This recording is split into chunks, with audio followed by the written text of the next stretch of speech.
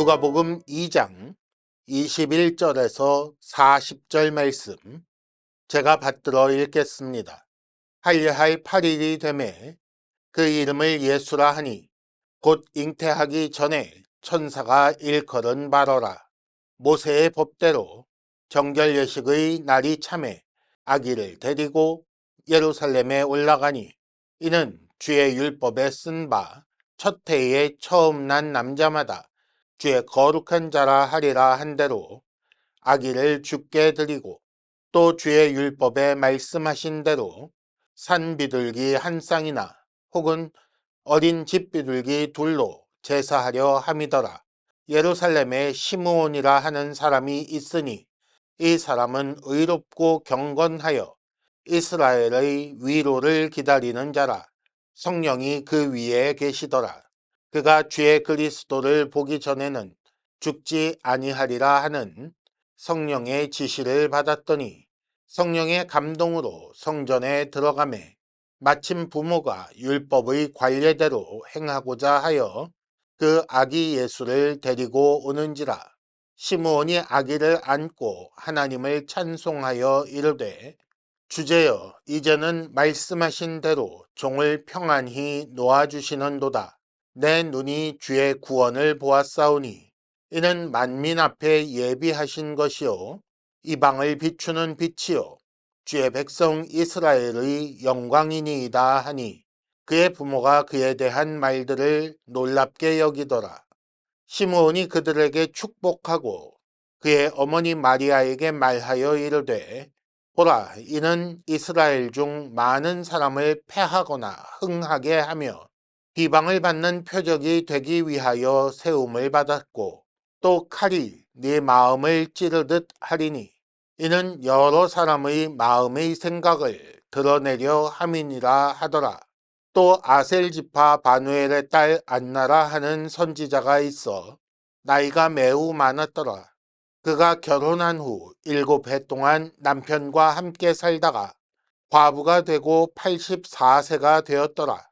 이 사람이 성전을 떠나지 아니하고 주야로 금식하며 기도함으로 섬기더니 마침 이때에 나와서 하나님께 감사하고 예루살렘의 속량을 바라는 모든 사람에게 그에 대하여 말하니라.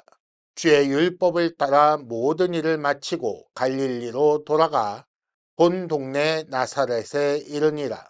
아기가 자라며 강하여지고 지혜가 충만하며 하나님의 은혜가 그의 위에 있더라. 오늘 우리가 읽은 말씀의 시간적인 배경은 예수께서 태어나신 후 40일 되는 날입니다. 22절 말씀에 보면 정결 예식의 날이라는 말이 나오는데 이 말을 통해 우리는 그 시간적 배경을 알게 되는 것이지요. 그날에 예수를 데리고 그 부모가 성전에 올라가서 두 사람을 만나는 것이 오늘 말씀의 내용입니다. 어떤 두 사람인가? 첫째는 시므온이라는 남자고 또 하나는 안나라는 여자입니다. 이 두 사람의 공통점은 첫째로는 나이 많은 노인이라는 것이고 둘째로는 둘 다 경건한 사람이다라는 공통점이 있습니다. 이 경건한 두 노인을 통해 예수의 부모는 예수에 관한 말씀을 듣게 되는 것이지요. 예수께서 어떤 분이시며 무슨 일을 하게 되는지 듣게 되었다는 것입니다.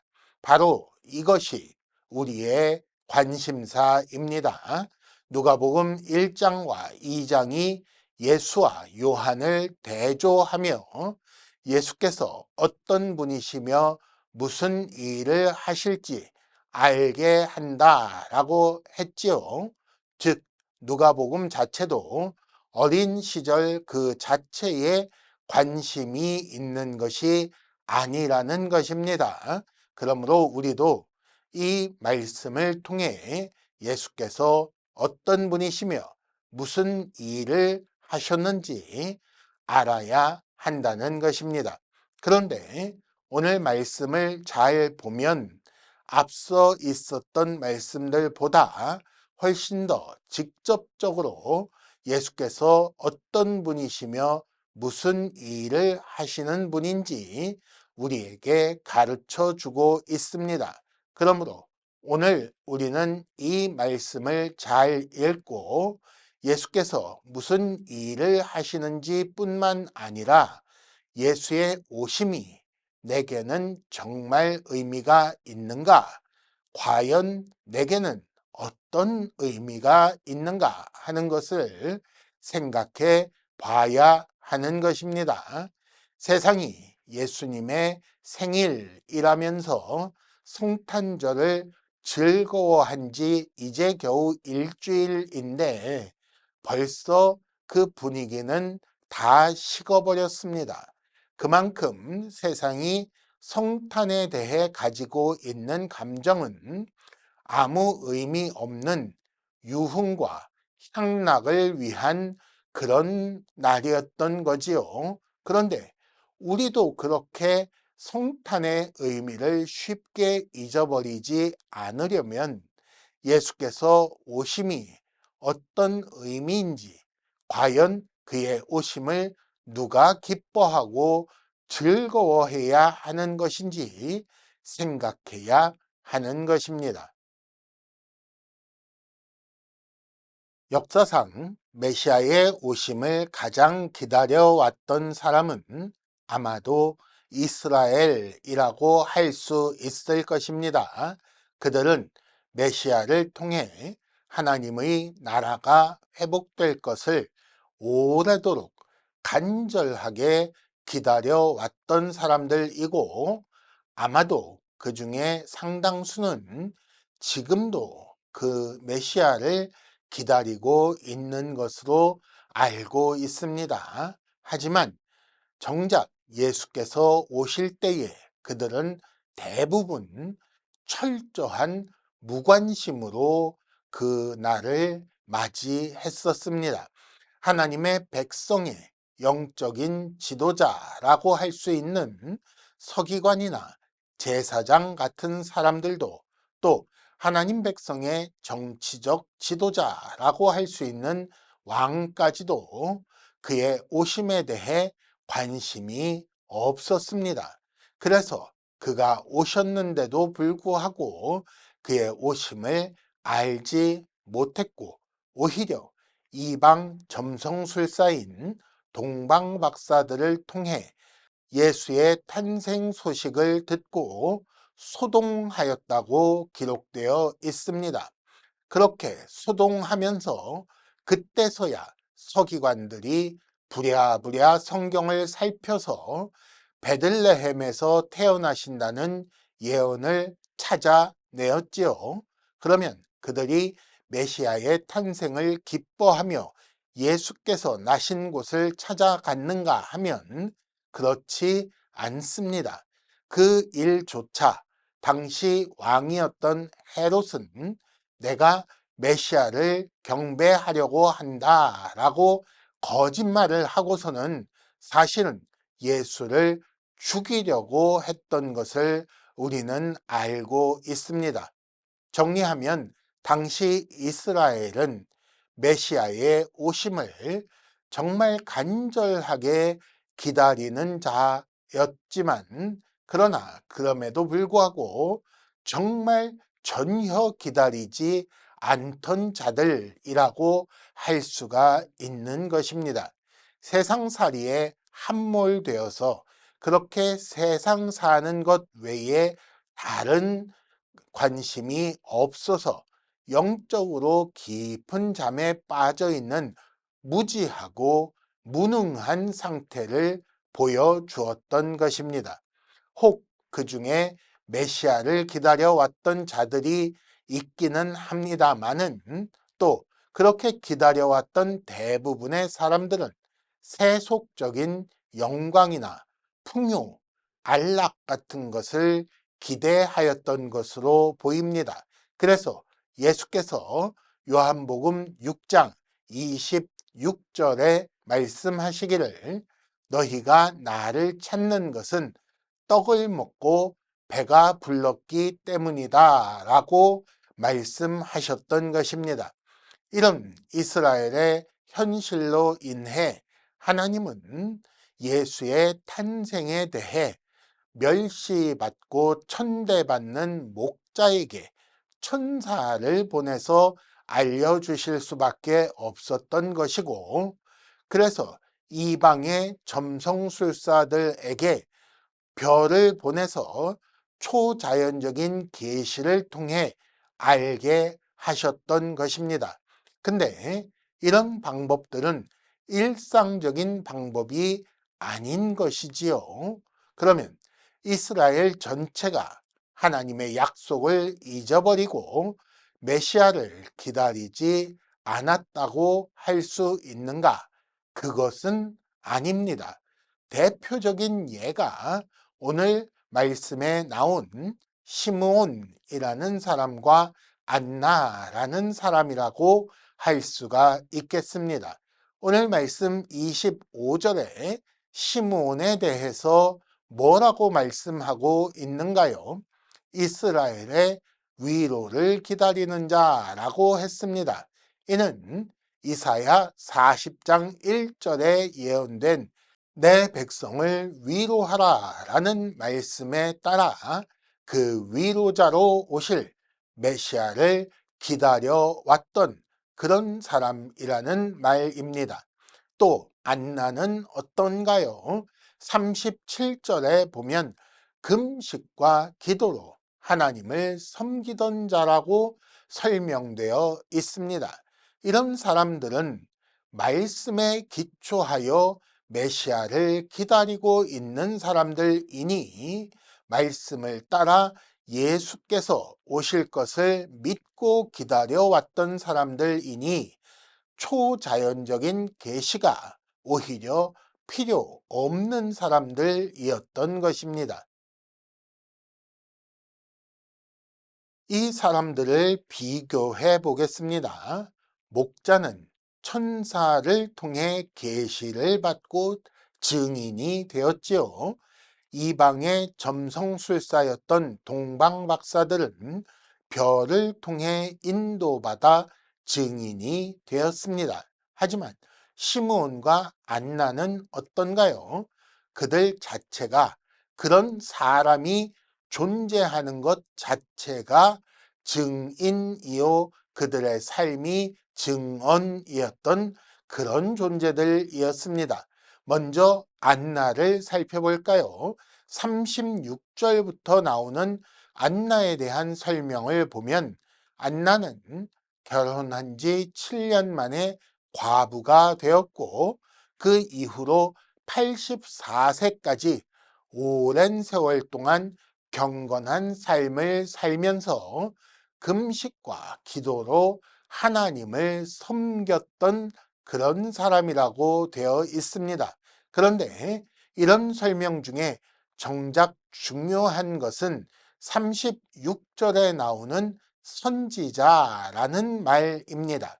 선지자라는 말을 통해 우리는 안나가 다른 사람들에게 하나님의 뜻을 알게 하는 자였다는 것을 알 수가 있는 것이지요. 안나는 계속해서 그렇게 하나님의 일에 대한 증언을 하는 증인으로 살아왔던 것입니다. 시므온은 어떤가요? 25절에 보면 의롭고 경건한 사람이었고 성령이 그 위에 계셨던 사람이라고 되어 있습니다. 또 26절에 보면 성령의 지시를 받았다라고 되어 있고 27절에도 성령의 감동으로 성전에 들어갔다고 그렇게 기록되어 있습니다. 무슨 말인가요? 그는 철저히 하나님에 의해 하나님의 영이신 성령에 의해 그의 삶이 지배받는 그런 사람이었다는 그런 말입니다. 특별히 시므온의 경우에 조금 더 설명이 많이 나와 있는데 이것을 잘 보면 시므온은 그의 삶이 그 자체가 증언이 되는 그런 삶을 살았던 사람입니다. 26절에 보면 주의 그리스도, 즉 하나님의 기름 부음 받은 자, 하나님께서 보내신 메시아를 보기 전에는 죽지 않을 것이라는 말을 들었다고 했어요. 그래서 29절에 보면 이제 드디어 나를 놓아주시는군요. 이제 내가 죽을 수 있겠습니다. 라고 말하는 것을 보게 되지요. 무슨 말입니까? 시므온이 죽지 않는 이유, 그렇게 오래도록 노인이 되어서도 살아남은 이유를 주변 사람들이 다 알고 있었지 않겠습니까? 그러면 그가 살아있다면 아직 메시아가 오지 않은 것이겠지요. 또 그가 죽었다는 소식을 들으면 사람들은 메시아가 오셨구나라고 알 수 있는 것입니다. 그의 인생 자체가 메시아가 오셨는지 아니면 아직 더 기다려야 하는지 보여주는 표지, 인디케이터가 되고 있다는 것입니다. 메시아를 기다리는 사람들에게 시므온이 살아있다는 말은 메시아가 오실 것에 대한 소망의 상징이었고, 만일 메시아를 기다리는 자들이 시므온의 죽은 소식을 듣는다면 이는 슬픈 소식이기는 하지만 메시아께서 오신 기쁜 소식도 되는 것입니다. 시므온은 이렇게 하나님의 역사를 보여주는 그런 인생으로 살고 있었던 것입니다. 시므온 자신도 얼마나 힘들고 어렵고 괴로웠겠습니까? 아마도 때로는 죽고 싶을 만큼 힘든 날도 있었을 거예요. 그런데 그는 자기 마음대로 죽지도 못했던 사람입니다. 하지만 자기가 살아있는 동안에는 메시아를 볼 수 있다라는 소망으로 살았던 것이고, 죽음을 맞이할 때에는 드디어 메시아께서 오셨구나라는 기쁨을 맛볼 수 있는 그런 사람이었던 것입니다. 이렇게 인생 자체가 사나 죽으나 하나님과 하나님의 그리스도를 나타내는 그런 사람들에게 하나님은 특별한 은혜를 베푸셔서 메시아를 직접 뵙고 그 아기 예수를 품에 안아볼 수 있는 기회를 주셨으며, 예수께서 오신 의미를 사람들에게 전할 수 있는 특권을 허락하셨던 것입니다. 그러면 시므온과 안나가 전한 예수께서 오신 의미는 과연 무엇일까요? 30절 말씀에 보면 시므온이 내가 주의 구원을 보았습니다 라고 하는 말씀이 나옵니다. 무엇을 보고 이렇게 말했는가요?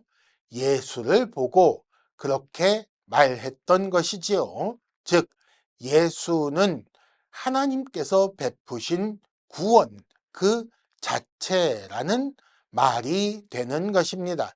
그런데 이 구원은 31절에 보면 예비하신 것이다 라고 나와 있지요. 하나님께서 미리 준비하셨던 것이고 하나님께서 이미 알려주셨던 그런 구원인데 이제 드디어 실현되어 내가 눈으로 이렇게 보게 되었습니다 라고 말하는 것입니다. 특히 32절에 보면 이방을 비추는 빛이라고 나와 있습니다. 사망의 그늘에 있는 그 어둠 속에서 그저 죽을 시간만 기다리며 살 길을 찾지 못하던 그런 사람들, 모든 이방들, 즉 하나님 없이 사는 사람들을 향하여 생명의 길을 주시는 분이 바로 예수라고 말하고 있는 것이고, 그런 분이 이스라엘 중에 태어나셨기 때문에 주의 백성, 하나님의 백성인 이스라엘에게 영광이라고 그렇게 말하는 것입니다. 온 세상에 살 길을 주는 참 위로를 주시는 구원자 메시아가 이스라엘을 통해 나오셨으니 세상이 보기에 이스라엘은 정말 중요한 존재, 영광스러운 존재라는 것을 인정할 수밖에 없는 상황이고, 그래서 너는 참 복이 있구나, 나도 그런 복을 누렸으면 좋겠다라고 이방이 이스라엘을 향하여 부러워하며 고백하게 된다는 것입니다. 안나가 전한 말도 마찬가지지요. 38절에 보면 예루살렘의 속량을 바라는 사람들, 그 모든 사람들을 향하여 예수께서 바로 그 속량을 가져오시는 분이라고 예수에 대해 말했다고 기록되어 있습니다. 즉 시므온과 안나 두 사람의 증인은 예수를 통해 하나님의 백성이 속량되며 회복될 것이고, 그 하나님의 백성을 통해 하나님의 복이 온 세상에 전해진다는 것을 알게 하는 그런 역할을 잘 했다고 기록되어 있는 것입니다. 그런데 그 말씀 중에 시므온이 마리아를 향하여 아주 이상한 말을 했습니다. 34절에 보면 예수께서 사람들을 패하거나 흥하게 한다, 승패와 흥망을 결정짓는 사람이다. 누군가는 예수로 인해 추락하게 될 것이고 누군가는 예수로 인해 오히려 일으켜질 것이라고 말하는 것입니다. 또 비방받는 표적이 되려고 세움을 받았다라고 했지요. 사람들이 그를 향하여 비방하게 된다. 그 일을 위해 그는 세움받은 것이다 라고 말하는 것입니다. 그 결과 마리아의 마음은 칼로 찌르는 것 같은 고통을 겪게 될 것이라고 예언했던 것입니다. 그러면 왜 예수는 그런 일을 당해야만 했는가? 왜 예수는 그런 일을 해야만 했는가? 여러 사람의 마음의 생각을 드러내려고 그런 삶을 살게 된다는 것입니다.